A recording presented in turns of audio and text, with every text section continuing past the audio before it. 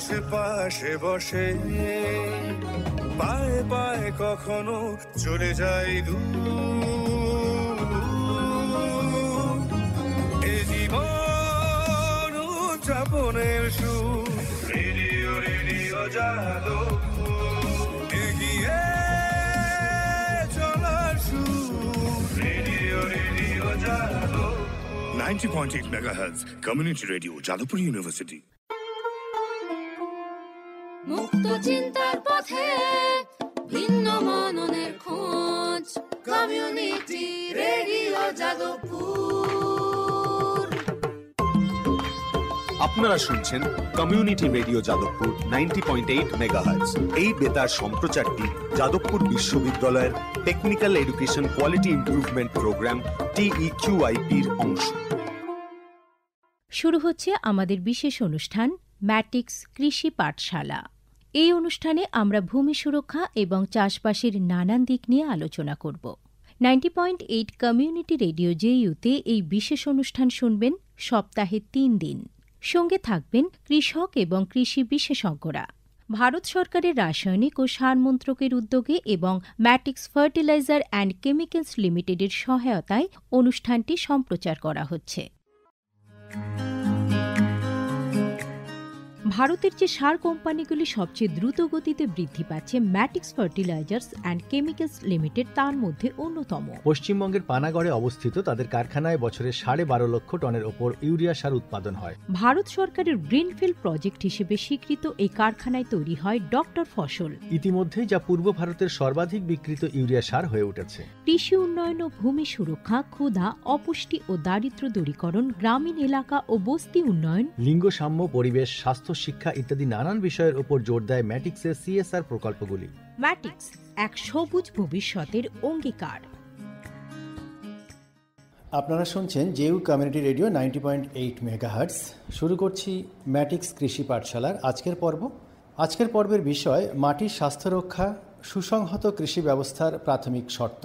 এ বিষয়ে আলোচনা করার জন্য আমাদের মাঝে আজ উপস্থিত আছেন ডক্টর সুপ্রতীক ঘোষ, যুগ্ম কৃষি অধিকর্তা, পার্সোনাল, দেগঙ্গা ব্লক। আপনাকে স্বাগত জানাচ্ছি আমাদের এই অনুষ্ঠানে। নমস্কার।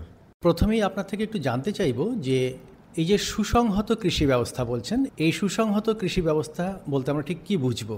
সুসংহত কৃষি ব্যবস্থা হলো কৃষিকাজের এমন একটা ব্যবস্থাপনা যেক্ষেত্রে উৎপাদিত ফসলের উৎপাদনশীলতা যথেষ্ট হবে, মাটির স্বাস্থ্য বজায় থাকবে, পরিবেশের কোনো দূষণ হবে না এবং সেই মাটি যেখানে ফসল উৎপাদন করা হচ্ছে সেটা ভবিষ্যৎ প্রজন্মের কৃষিকাজের জন্য সুরক্ষিত থাকবে এবং উৎপাদিত ফসলের গুণমানও বজায় থাকবে। এই সমগ্র ব্যবস্থাটা যেভাবে করা হয় সেটাকে বলা হয় সুসংহত কৃষি ব্যবস্থা। তার মানে আমরা বলতে পারি যে এটা একটি আধুনিক এবং বিজ্ঞানসম্মত বিষয়, এই সুসংহত কৃষি ব্যবস্থা। সুসংহত কৃষি ব্যবস্থা আধুনিক বললে ভুল হবে। সুসংহত কৃষি ব্যবস্থা বরাবরই পৃথিবীতে বর্তমান ছিল, কিন্তু আধুনিকতার ছোঁয়া লেগে আমরা কিন্তু প্রাকৃতিক যে কৃষি ব্যবস্থা বা ন্যাচারাল ফার্মিং তার থেকে অনেক দূরে চলে যাচ্ছিলাম। সেই ন্যাচারাল ফার্মিংয়ের জায়গায় আমরা আর্টিফিশিয়ালি বিভিন্নভাবে সেচ দিয়ে বা আর্টিফিশিয়ালি কেমিক্যাল, সিনথেটিক ফার্টিলাইজার ব্যবহার করে, পেস্টিসাইড ব্যবহার করে আমরা ফসল উৎপাদনশীলতা বাড়ানোর যে প্রচেষ্টায় ছিলাম, সেক্ষেত্রে গিয়ে দেখা যাচ্ছিল যে উৎপাদনশীলতা বাড়ছিল প্রাথমিকভাবে, কিন্তু মাটি তথা পরিবেশের এমন দূষণ বা মাটি বা পরিবেশের স্বাস্থ্যের এইরকম ক্ষতি হচ্ছিল যেক্ষেত্রে এই কৃষি ব্যবস্থাটাকে একটা দীর্ঘমেয়াদী ব্যবস্থা হিসাবে পরিণত করার ক্ষেত্রে অসুবিধার জায়গা তৈরি হচ্ছিল। সেই জন্য সেই আধুনিক কৃষি ব্যবস্থাটাকে আরও মডিফাই করে, যেটা ন্যাচারাল ফার্মিং বা জৈব কৃষি বা অন্যান্য পদ্ধতি অবলম্বনের মাধ্যমে আমরা এমন একটা ফার্মিং সিস্টেম বা এমন একটা কৃষি ব্যবস্থার কথা ভাবতে আরম্ভ করলাম যেটা সুস্থিত, অর্থাৎ যেখানে পরিবেশের স্থিতিশীলতা, পরিবেশ দূষণ কম হওয়া বা মাটির স্বাস্থ্য বজায় থাকা, উৎপাদনশীলতা বজায় থাকা এবং ভবিষ্যৎ প্রজন্মের জন্য মাটি, জল, আবহাওয়া সব কিছুকে পর্যাপ্ত পরিমাণে রাখা এবং তাদেরকে সুরক্ষিত রাখার একটা পরিকল্পনা নেওয়া। এটাই ছিল সুসংহত কৃষি ব্যবস্থা বা সাস্টেনেবল এগ্রিকালচারের মূল কনসেপ্ট। মাটির স্বাস্থ্য রক্ষার জন্য এই যে সুসংহত কৃষি ব্যবস্থা আমরা প্রথম শর্ত বলছি আর কি, তো কিভাবে আমরা এই ব্যবস্থার জন্য মাটির স্বাস্থ্য রক্ষা কিভাবে জরুরি সেটা যদি একটু বলেন।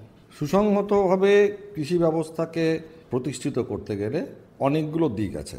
এক হচ্ছে চাষের যে প্রাথমিক শর্ত, জল, মাটি, পরিবেশ, সব কটা শর্তকেই ঠিকভাবে মেনটেন করা, যাতে ভবিষ্যতে লাভজনকভাবে কৃষিটাকে করা যায়। সেক্ষেত্রে যেহেতু মাটি একটা ইম্পর্ট্যান্ট কম্পোনেন্ট, সুতরাং মাটির স্বাস্থ্য রক্ষা কিন্তু অত্যন্ত জরুরি। একটা জিনিস আমাদের বুঝে নেওয়া দরকার, আমরা আধুনিক কৃষি ব্যবস্থা বলতে প্রাথমিকভাবে যেটা বুঝি যে কেমিক্যাল ফার্টিলাইজার বা উন্নত হাইব্রিড বা হাইল্ডিং ভ্যারাইটির বীজ বা কেমিক্যাল সিনথেটিক পেস্টিসাইডস, হার্বিসাইডস বা ফাঙ্গিসাইড, অর্থাৎ রোগ পোকা আগাছা দমনের জন্য রাসায়নিক ওষুধ এবং গাছের খাবার যোগান দেওয়ার জন্য রাসায়নিক সিনথেটিক সার, এগুলোকেই আমরা বুঝি মূলত।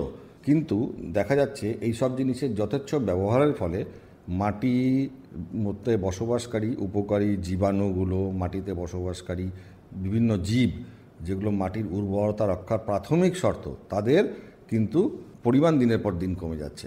আমরা একটা কথা বলি যে জৈব ইন্ডিকেটর বা বায়ো ইন্ডিকেটর।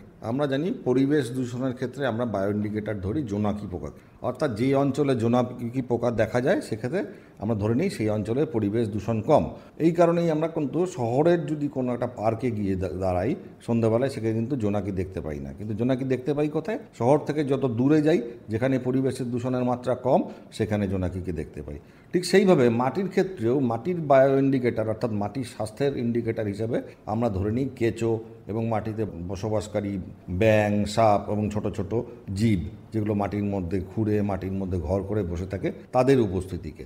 আজকের দিনে দেখা যায় আমরা আগের 10 বা 15 বা 20 বছর আগে যে পরিমাণে এই সাপ, ব্যাঙ ইত্যাদি মাটির মধ্যে পেতাম, আজকে কিন্তু রাসায়নিক সার, রাসায়নিক কীটনাশক ইত্যাদির ব্যবহারের কারণে এদের পরিমাণ দিনের পর দিন হ্রাস পাচ্ছে। অর্থাৎ আমরা উৎপাদনশীলতা বাড়াতে গিয়ে, আধুনিকতার ছোঁয়া আনতে গিয়ে কৃষি ব্যবস্থায় প্রচুর সিনথেটিক কেমিক্যাল, প্রচুর নতুন হাইব্রিড বীজ ইত্যাদির আমরা ব্যবহার শুরু করেছি।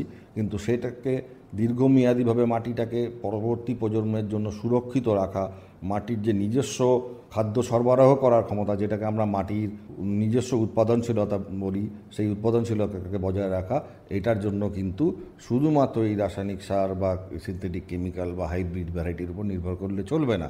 সেক্ষেত্রে মাটির মধ্যে যে ন্যাচারাল রিসোর্সটা আছে, সেই ন্যাচারাল রিসোর্সটাকে অর্থাৎ মাটিতে অবস্থিত বিভিন্ন উপকারী জীবাণু, জীব, তাদেরকে যেরকমভাবে বাঁচিয়ে রাখতে হবে। মাটির জৈব পদার্থ, যেটা মাটির উর্বরতার প্রাথমিক শর্ত, অর্থাৎ সেই জৈব পদার্থের পরিমাণ কিন্তু যথেষ্ট পরিমাণে বজায় রাখতে হবে। এই জন্য আমাদের জৈব সার ব্যবহার বাড়াতে হবে। মাটির থেকে যে আমরা আগাছা তুলে ফেলছি, আগাছাগুলোকে মাটিতেই আবার মিশিয়ে দিতে হবে, যাতে মাটিতে জৈব পদার্থ সঞ্চিত হয়। জৈব পদার্থ যত মাটিতে বাড়বে, তত মাটির মধ্যে জৈব কার্বনের পরিমাণ বাড়বে। জৈব কার্বনের পরিমাণ যত বাড়বে, তত আমরা এই মাটিতে বসবাসকারী উপকারী যে জীবাণুগুলো আছে, তাদেরকে খাদ্য সরবরাহ করব, তারা বেড়ে উঠবে, তাদের কার্যকারিতা বাড়বে। এই কার্যকারিতা বাড়ার সঙ্গে সঙ্গে মাটির কিন্তু নিজস্ব উর্বরতা ক্ষমতা, যেটা মাটিতে সার না প্রয়োগ করলেও গাছ বা ফল দেওয়ার যে মাটির ক্ষমতা, গাছকে বাঁচিয়ে রাখার যে মাটির ক্ষমতা, সেটা কিন্তু বৃদ্ধি পাবে। আচ্ছা, আপনি অনেক কথাই বললেন আর কি এই ক্ষেত্রে, যে আজকের কৃষি ব্যবস্থায় মাটির স্বাস্থ্য কিভাবে বিপন্ন হচ্ছে আর কি, তো এটা নিয়ে যদি আরেকটু বিশদে বলেন। দেখুন, মাটির ইংরেজি প্রতিশব্দ হচ্ছে সয়েল। সয়েল হচ্ছে সোল অফ ইনফিনিট লাইফ। অর্থাৎ আমরা দেখছি যে মাটি যে কোনো কাজেই আমাদের কিন্তু প্রয়োজন হচ্ছে। কৃষিকাজের ক্ষেত্রে প্রয়োজন হচ্ছে, ঘর বাড়ি বানাতে প্রয়োজন হচ্ছে, ইন্ডাস্ট্রি তৈরি করতে মাটির প্রয়োজন হচ্ছে, এবং সর্বশেষ মাটি হচ্ছে ইউনিভার্সাল ওয়েস্ট ডিসপোজাল প্লেস। অর্থাৎ আমাদের যত ওয়েস্ট বা আবর্জনা আছে সব আমরা কিন্তু মাটিতে ফেলছি একদম। সুতরাং মাটিতে কিন্তু একটা বিভিন্ন কারণে, শুধুমাত্র কৃষি বিষ বা অতিরিক্ত রাসায়নিক সার দেওয়ার কারণেই যে মাটির দূষণ হচ্ছে তা না। মাটির দূষণ কিন্তু বিভিন্নভাবে হচ্ছে। মাটির দূষণ একে যেরকম কৃষির ক্ষেত্রের থেকে আসছে, সেরকমভাবে মাটির দূষণ কিন্তু বিভিন্ন ইন্ডাস্ট্রি বা তার সংলগ্ন, তার সঙ্গে সংশ্লিষ্ট অন্যান্য বর্জ্য পদার্থের মাধ্যমেও আসছে। প্লাস মাটির দূষণ হচ্ছে কিন্তু বায়ু দূষণের থেকে, কারণ বায়ু যখন দূষিত হচ্ছে বিভিন্ন কারণে, সেই বায়ুর সেইখানে যখন বৃষ্টিপাত হচ্ছে, তখন বাতাসে অবস্থিত বিভিন্ন ভাসমান যে জিনিসগুলো রয়ে গেছে, ভাসমান যে দূষিত পদার্থগুলো রয়ে গেছে, সেগুলো কিন্তু বৃষ্টির জলের সঙ্গে মাটিতে প্রবেশ করছে। সুতরাং মাটির দূষণ বা মাটির স্বাস্থ্য যেটা ক্ষতি হওয়া, সেটা অনেকগুলো কারণে হতে পারে। কৃষি তার মধ্যে একটা কারণ। মানে আজকের দিনে আধুনিকতা, কৃষি মানে ভুল কৃষি বা আধুনিকতার নাম করে আমরা যেটা করছি, একটা জমিতে প্রচুরবার চাষ করা, শস্য পর্যায়, অর্থাৎ একটা জমি সেই শস্য পর্যায়কে মেনটেন না করা, মানে ঘুরিয়ে ফিরিয়ে চাষ করার যে পদ্ধতি হওয়া উচিত সেটাকে মেনটেন না করা, একই ধরনের ফসল চাষ করা, ডাল শস্য জাতীয় ফসলের কম চাষ করা, তাছাড়া মাটিকে কোনোভাবে রেস্ট না দেওয়া, অর্থাৎ একটা জমিতে 3 বার বা 4 বার বছরে চাষ করা, প্রচুর পরিমাণে রাসায়নিক সারের নির্ভরশীলতা কৃষকদের মধ্যে গড়ে উঠেছে, সেই জন্য যথেষ্ট পরিমাণে জৈব সার না দেওয়া। গ্রামে আজকের দিনে গেলে জৈব সারের উৎসও আমরা পাই না, কারণ গ্রামে গেলে গরুর পরিমাণ অনেক কমে গেছে, যেখান থেকে আমরা গোবর পেতে পারতাম। বা গ্রামে কৃষকদের মধ্যে পাতা পচানো বা অন্য জিনিস পচিয়ে যে কম্পোস্ট সার তৈরি করা, সেই প্রবণতা কমে গেছে। মানুষ এখন খুব তাড়াতাড়ি ফল পেতে চাইছে, অর্থাৎ রাসায়নিক সার আমরা যদি প্রয়োগ করি, সে যেই পরিমাণে ফলন দেবে বা যত তাড়াতাড়ি ফলন দেবে বা তার এফেক্টটা যত তাড়াতাড়ি দেখতে পাবো, জৈব সারে তো তত তাড়াতাড়ি পাওয়া যায় না। সেই জন্য জৈব সারের কিন্তু জনপ্রিয়তাটা অপেক্ষাকৃতভাবে রাসায়নিক সারের থেকে কম।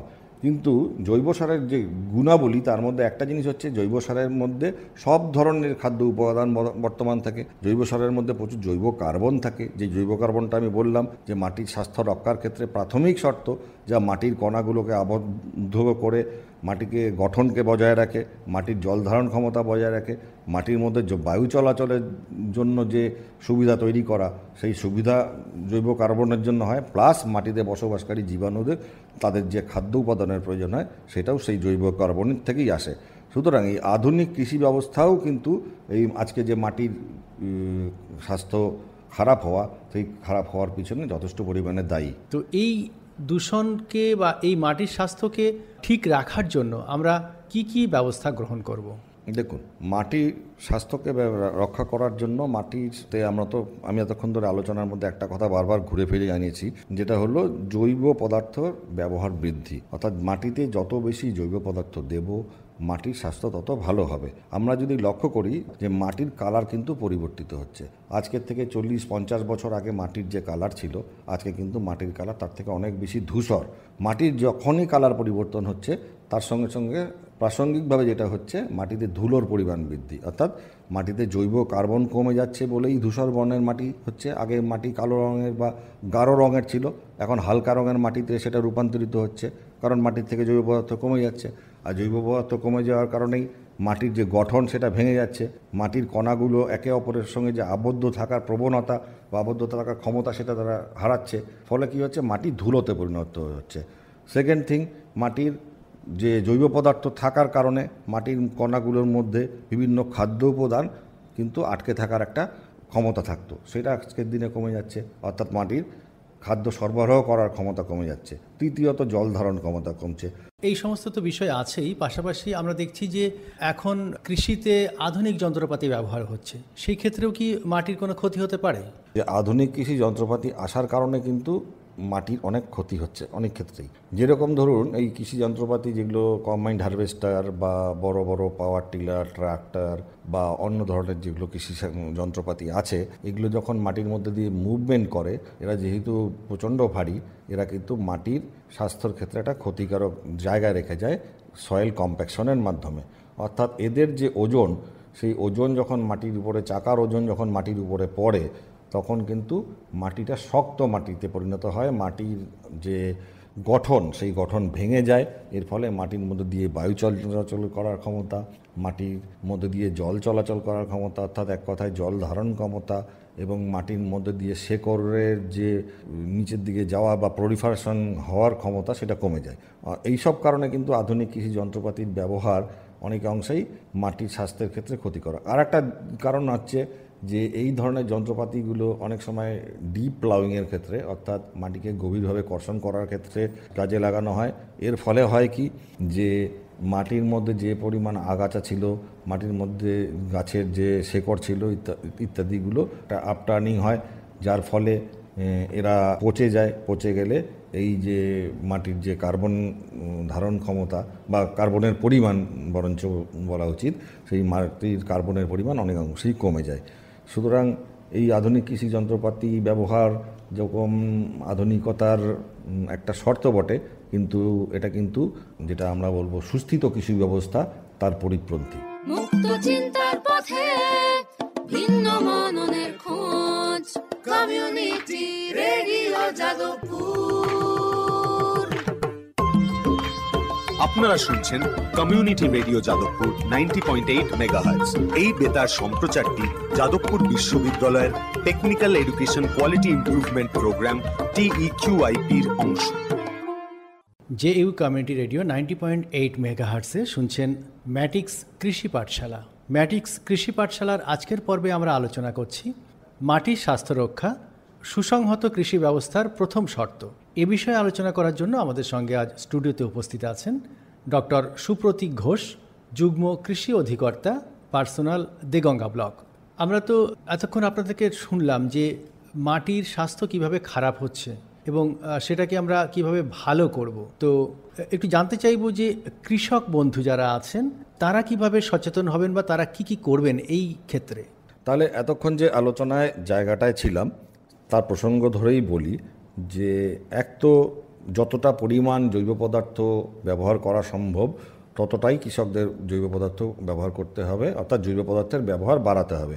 যদিও আজকের দিনে আমরা দেখেছি যে গ্রামেগঞ্জে গরুর পরিমাণ অনেক কমে গেছে, জৈব পদার্থ সরবরাহ করার যে উৎস সেগুলো অনেক কমে গেছে, তথাপি যদি 100 কেজি কোনো একটা নিউট্রিয়েন্ট বা কোনো একটা সারের প্রয়োজন হয় তার মধ্যে আমি যতটা পারবো তার 5%, 10%, 50%, যার পক্ষে যতটা সম্ভব তাকে কিন্তু প্রত্যেকটা ফসলে কিছু না কিছু হলেও জৈব পদার্থ প্রয়োগ করতে হবে। দ্বিতীয়ত আমাকে কিন্তু সার যখন প্রয়োগ করতে হবে তখন সার কিন্তু অবশ্যই মাটি পরীক্ষার ভিত্তিতে করতে হবে। তাহলে যদি আমরা মাটি পরীক্ষার ভিত্তিতে সার প্রয়োগ না করি তার দুটো দিক হয়। এক হচ্ছে অতিরিক্ত সারের ব্যবহারের ফলে সারের অপচয় হতে পারে, দ্বিতীয় হচ্ছে সারের অর্থনৈতিকভাবে কৃষকের ক্ষতি হতে পারে। অর্থাৎ এই সারের অপচয় একদিকে কৃষকের যেরকম টাকার উপরে একটা এফেক্ট ফেলে, সেই রকম অতিরিক্ত সারটা কিন্তু মাটিতে মিশে গিয়ে মাটির দূষণ, সেখান থেকে সংশ্লিষ্টভাবে জল এবং বাতাসের বা পরিবেশের দূষণ করে। সেকেন্ড থিং হচ্ছে আমাদের সার যখন ব্যবহার করতে হবে তখন কিন্তু সারকে আমার দেখতে হবে যে ওই ফসলের জন্য কোন কোন সার উপাদানগুলো অতি অবশ্যই প্রয়োজনীয়, এবং আমাদের কিন্তু এই ক্ষেত্রে কনসিডারেশনের মধ্যে মাইক্রোনিউট্রিয়েন্ট অর্থাৎ অনুখাদ্যকেও আনতে হবে। কারণ আমরা জানি একটা ফসল ফলানোর জন্য আমাদের আজকের দিনের হিসেবে 17 রকমের নিউট্রিয়েন্ট এলিমেন্টের দরকার হয়। কোনো নিউট্রিয়েন্ট এলিমেন্ট কোনো ফসলের ক্ষেত্রে খুব ক্রিটিক্যাল রোল প্লে করে। সেই নিউট্রিয়েন্ট এলিমেন্টটাকে যদি আমরা না দিই, সেটা ম্যাক্রো নিউট্রিয়েন্ট এলিমেন্টই হোক বা মাইক্রোনিউট্রিয়েন্ট এলিমেন্টই হোক, তাহলে কিন্তু ফসল সাংঘাতিকভাবে ফলন ব্যাহত হয়। সেইটাকে মাথায় রেখে আমাদের এগোতে হবে। আমরা জানি যে আজকের দিনে প্রমাণিত যে চাষের জল একটা কিন্তু মাটির স্বাস্থ্য রক্ষা এবং মাটির উৎপাদনশীলতা রক্ষার ক্ষেত্রে অত্যন্ত গুরুত্বপূর্ণ শর্ত। চাষের জলের যদি কোনো সমস্যা থাকে, বিশেষ করে যে অঞ্চলের জলের মধ্যে প্রচুর পরিমাণে দ্রবীভূত সল্ট বা দ্রবীভূত লবণ থাকে, লবণাক্ত চাষের জল বা নোনা জল যেটাকে আমরা বলি, সমুদ্র তীরবর্তী অঞ্চল, উপকূলবর্তী অঞ্চলের কৃষি ব্যবস্থায় এই নোনা জলের সমস্যাটা দেখা যায়। এছাড়া উত্তর 24 পরগনা, নদিয়া, মুর্শিদাবাদ, হুগলি, হাওড়া এই সংলগ্ন অঞ্চলটা কিন্তু আর্সেনিক দ্বারা দূষিত। এই আর্সেনিকের প্রভাবে কিন্তু মাটির স্বাস্থ্য সমস্যা হয়। মাটির স্বাস্থ্য কীভাবে সমস্যা হয় আমি বলেছি, মাটির স্বাস্থ্য সুসংহত কৃষি ব্যবস্থার ক্ষেত্রে একটা প্রাথমিক শর্ত। সেক্ষেত্রে সুসংহত কৃষি ব্যবস্থায় কিন্তু আমাদের যে উৎপাদিত ফসলটা হবে সেটাও কিন্তু সেফ ফুড হতে হবে, সেফ ফর হিউম্যান কনজামশন। সেক্ষেত্রে আমরা যদি এই ধরনের বীজ দ্বারা দূষিত জল চাষের জন্য ব্যবহার করি বা সেচের জন্য ব্যবহার করি, তাহলে কিন্তু যে ফসল চক্রটা দূষিত হয়ে যায়, উৎপাদিত ফসল দূষিত হয়ে যায়, যেই ফসল খেয়ে মানুষ, গবাদি পশুর কিন্তু বিভিন্ন রকম উপসর্গ বা রোগ আসতে পারে। তৃতীয়ত আমরা একটা জিনিসের কথা খুব গুরুত্বপূর্ণভাবে বলবো কৃষক ভাইদের ক্ষেত্রে। কৃষক ভাইরা সাধারণত যেই ফসলে লাভ বেশি পান বা যেই ফসল চাষে তার এক্সপার্টাইজ থাকে, তার নৈপুণ্য বা তার অভিজ্ঞতা থাকে, সেই ফসল চাষের দিকে বেশি ঝুঁকে থাকেন।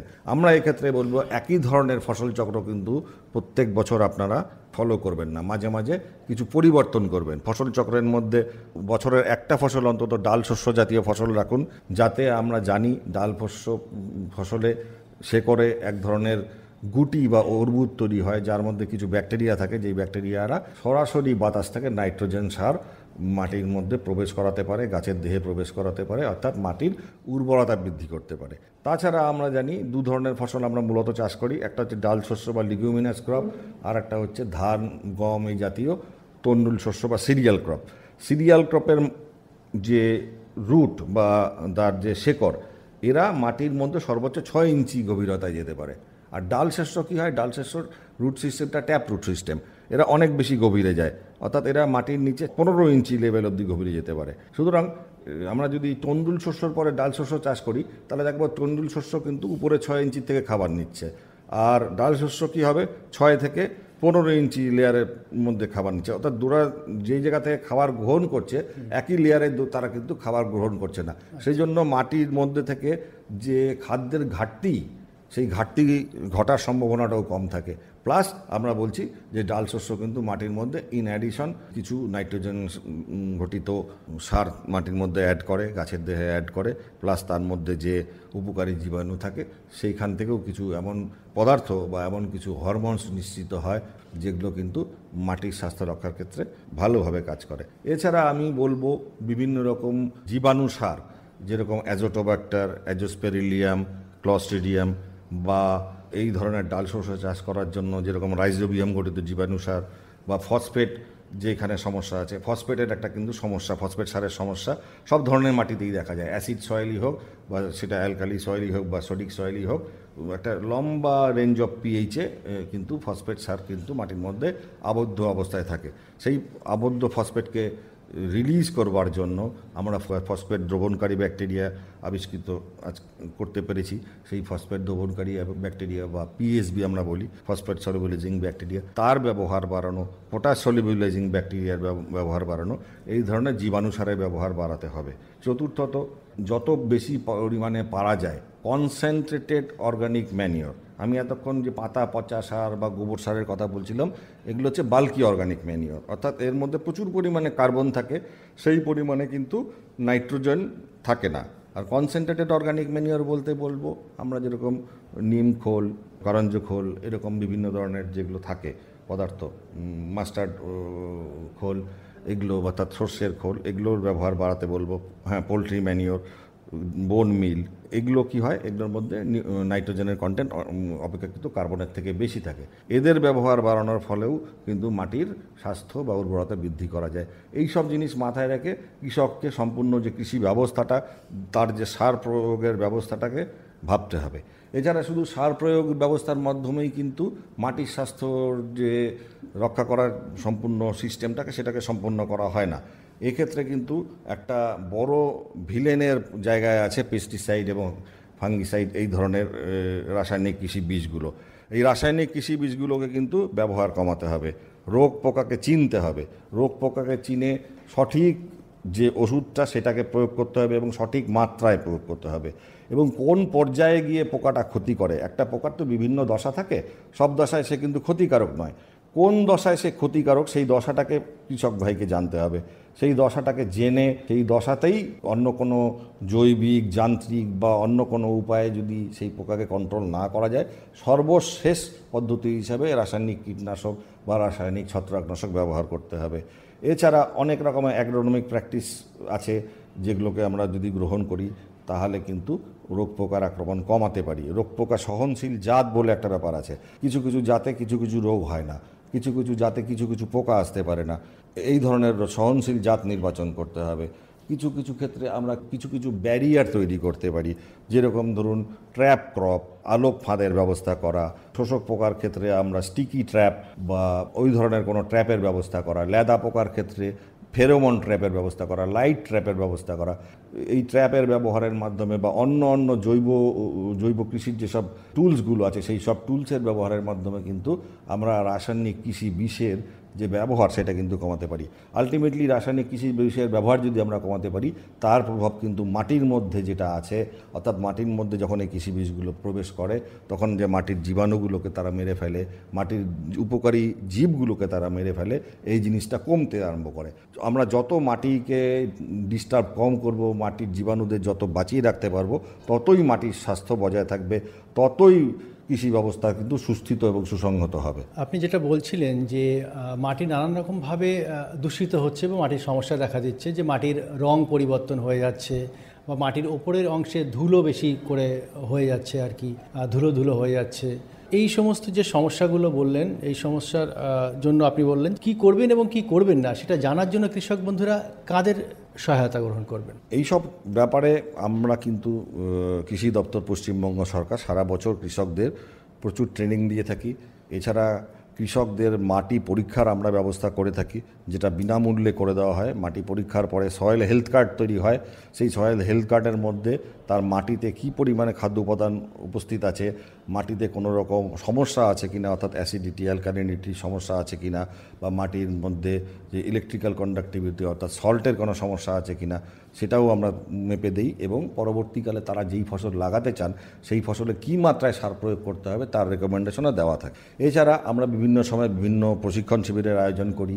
মাটির স্বাস্থ্য রক্ষায় কী করতে হবে, কীভাবে মাটির স্বাস্থ্য রক্ষা করবেন, কীভাবে তারা ভার্মি কম্পোস্ট তৈরি করবেন, কীভাবে জৈব কম্পোস্ট তৈরি করবেন, এই ধরনের ব্যবস্থাপনা ট্রেনিং থাকে।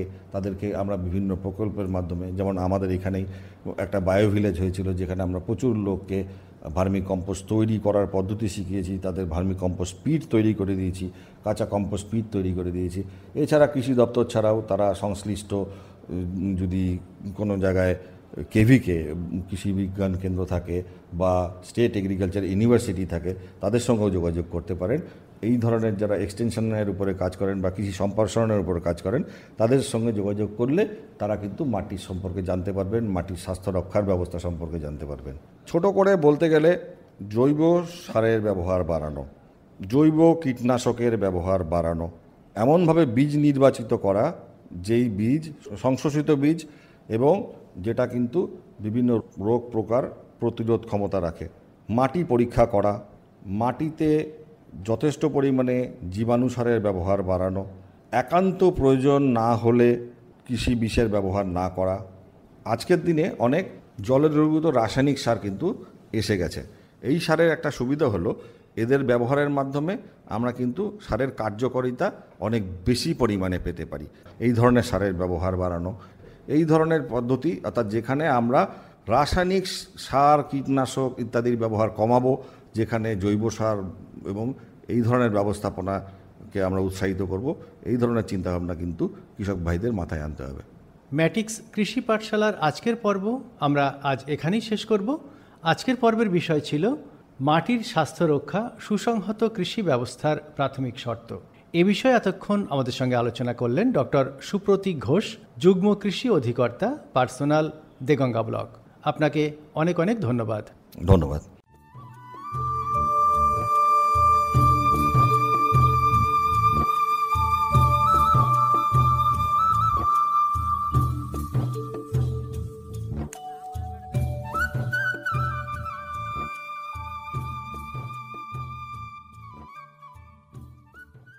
এতক্ষণ শুনলেন আমাদের বিশেষ অনুষ্ঠান ম্যাটিক্স কৃষি পাঠশালা। ভারত সরকারের রাসায়নিক ও সার মন্ত্রকের উদ্যোগে এবং ম্যাটিক্স ফার্টিলাইজার অ্যান্ড কেমিক্যালস লিমিটেডের সহায়তায় অনুষ্ঠানটি সম্প্রচার করা হল। কেমন লাগলো এই অনুষ্ঠান আমাদের জানাতে পারেন 0332457260 নম্বরে। আপনারা আমাদের মেলও করতে পারেন radio.ju@gmail.com এ। আমাদের ইউটিউব চ্যানেল রেডিও জেইউ, এখানেও আপনারা এই বিশেষ অনুষ্ঠানটি শুনতে পারেন। আর আমাদের ইনস্টাগ্রাম আইডি radio_JU আপনারা ফলো করতে পারেন। আজকের মতো ম্যাটিক্স কৃষি পাঠশালা এ পর্যন্তই।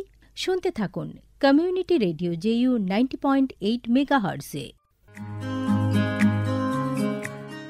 ভারতের যে সার কোম্পানিগুলি সবচেয়ে দ্রুত গতিতে বৃদ্ধি পাচ্ছে ম্যাটিক্স ফার্টিলাইজার্স অ্যান্ড কেমিক্যালস লিমিটেড তার মধ্যে অন্যতম। পশ্চিমবঙ্গের পানাগড়ে অবস্থিত তাদের কারখানায় বছরে 12.5 লক্ষ টনের ওপর ইউরিয়া সার উৎপাদন হয়। ভারত সরকারের গ্রিনফিল্ড প্রজেক্ট হিসেবে স্বীকৃত এই কারখানায় তৈরি হয় ডক্টর ফসল। ইতিমধ্যেই যা পূর্ব ভারতের সর্বাধিক বিক্রিত ইউরিয়া সার হয়ে উঠেছে। কৃষি উন্নয়ন ও ভূমি সুরক্ষা, ক্ষুধা, অপুষ্টি ও দারিদ্র্য দূরীকরণ, গ্রামীণ এলাকা ও বস্তি উন্নয়ন, লিঙ্গ সাম্য, পরিবেশ, স্বাস্থ্য, শিক্ষা ইত্যাদি নানান বিষয়ের উপর জোর দেয় ম্যাটিক্সের সিএসআর প্রকল্পগুলি। ম্যাটিক্স এক সবুজ ভবিষ্যতের অঙ্গীকার। মুক্ত চিন্তার পথে ভিন্ন মননের খোঁজ কমিউনিটি রেডিও যাদবপুর। আপনারা শুনছেন কমিউনিটি রেডিও যাদবপুর 90.8 মেগাহার্টজ। এই বেতার সম্প্রচারটি যাদবপুর বিশ্ববিদ্যালয়ের technical education quality improvement programme TEQIP-র অংশ। দূরে সে পাশে বসে পায়ে পায়ে কখনো চলে যায় দূর। এ জীবন উদযাপনের সুর রেডিও রেডিও যাদবপুর। এগিয়ে চলার সুর radio radio Jadavpur. 90.8 megahertz community radio Jadavpur university.